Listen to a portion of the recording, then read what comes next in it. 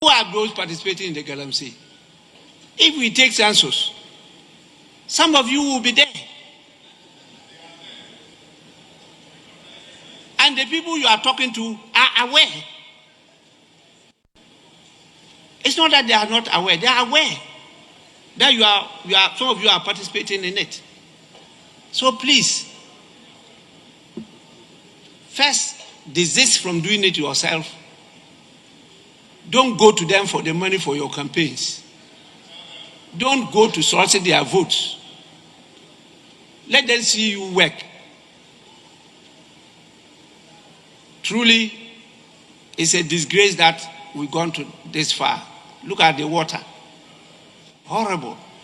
So, the video you just watched is the Ghanaian Speaker of Parliament, Bagbin, expressing his deep frustration over the growing environmental destruction caused by Galamsey and questioning the commitment of MPs to ending these illegal activities. This is because Ghana is currently facing a growing water crisis, and illegal gold mining is at the heart of this major problem. The scale of illegal mining has reached a critical tipping point.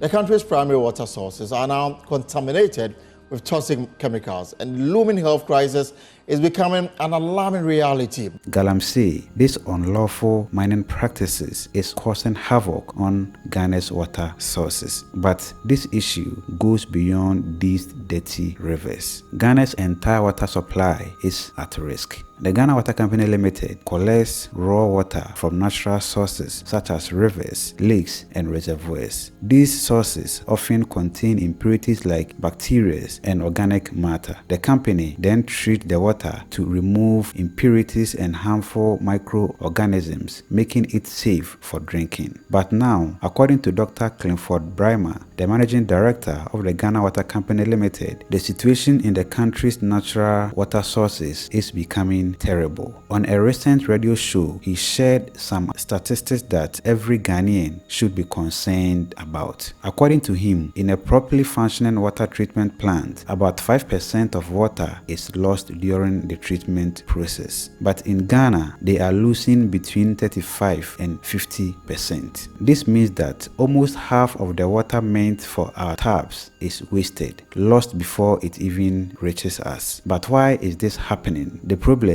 starts with the water that enters the treatment plants. Due to the pollution from the illegal mining, the water is so contaminated that it's harder to clean. Current state of the Pra River, and what you can see there are chamfines. So there they are, lined up along the river as usual. And based on the testimony of a man who lives in this community, he says they're all involved in Galamsey, which is why they're lined up along the Pra. So this is the current state of the Pra. The more polluted the water, more chemicals and energy are needed to treat it. And even that, we are only getting about half the water we should be getting. According to Dr. Brymer, this is not just a government issue, it is a national emergency. And if nothing changes, Ghana could soon face a reality where clean, safe drinking water is a luxury we can't afford. For every treatment plant, you must run what we call 24/7 processes. In other words, 24 hours continuously and 7 days within the week. But that's alone, we are not able to run the 24/7 days continuously because of the Galamsey. So we do what we call the batch system. Out of the 1.5 million gallons, which is about 664 meter cube a day, we are able to treat just about 3776 meter cube a day. So technically, the volume has reduced such that we cannot even meet the demand of the people of Obuasi. Well, currently, we are just abstracting about 1 million gallons a day for Kolongo. And of the 1 million gallons a day, what it means is that we are just able to produce about 780,000 gallons a day.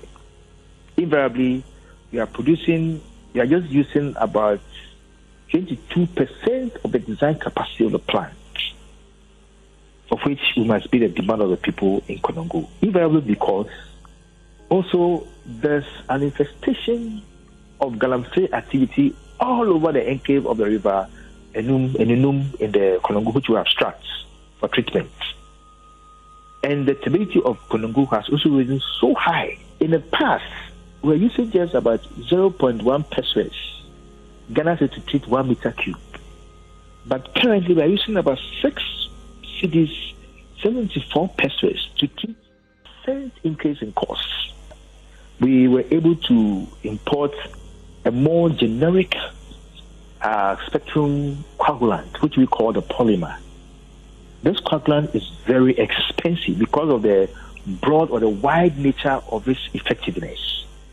And it's almost the last resort of which you use in treating your system because the cost is not advisable to use on plants such like this or in developing countries like this because you cannot continue to sustain your operations. So, what can be done? First, we need to stop polluting our water sources. Illegal mining must be addressed and stricter regulations must be enforced. But this isn't just about stopping the bad, it is also about doing more to protect what we have left. Dr. Brima has called on all Ghanaians to take this crisis seriously. We must work together to prevent further pollution or we risk reaching a point where our water treatment systems can no longer keep up. Ghana's water crisis is real and it's happening now. If we don't act soon, the consequences will be severe, not just for us, but for future generations. This is more than a caution, this is a call to action. And that is all for today's episode.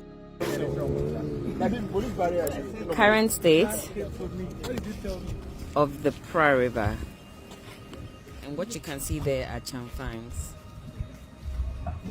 So there they are, lined up along the river, as usual. And based on the testimony of a man who lives in this community, he says they're all involved in Galamsey, which is why they're lined up along the Pra. So this is the current state of the Pra.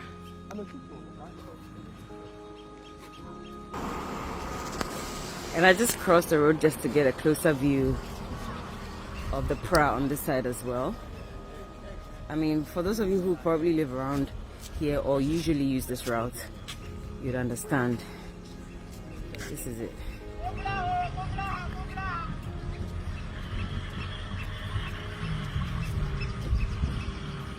There's another champagne on there.